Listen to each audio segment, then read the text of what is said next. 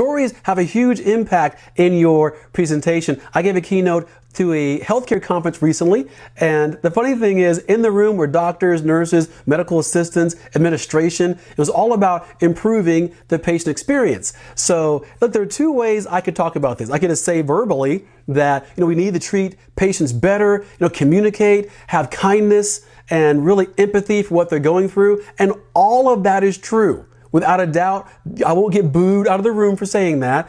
Or I could share my story. And this is my story. I'll share it with you right now.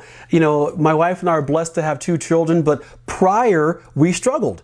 We had 3 miscarriages. I say we, my wife. I was there holding, praying, crying, but it's a big challenge. So finally, we're blessed. We're going in for our first child to be born. And by the way, just a side note, I picked the date, all right? My wife had a C-section, and the doctors called the home and asked, hey, we have these dates available. When do you want to perform your C-section? My wife was sleeping, and I said, March 21st. So I just feel proud about that. Now, we've had 3 miscarriages. How's my anxiety? High or low? Obviously high. How's my wife's anxiety?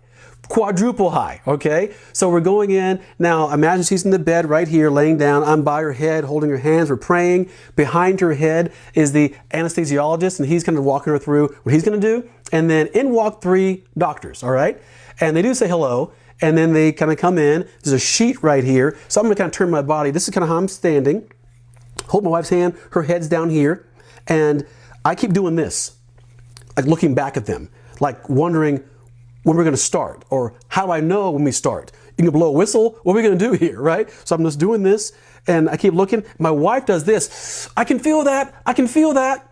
That was her way to tell the guy behind her with the anesthesia to give her some more because she can feel the cut going on. They started. That was it. They were talking, but about the new parking structure at the hospital and their golf game.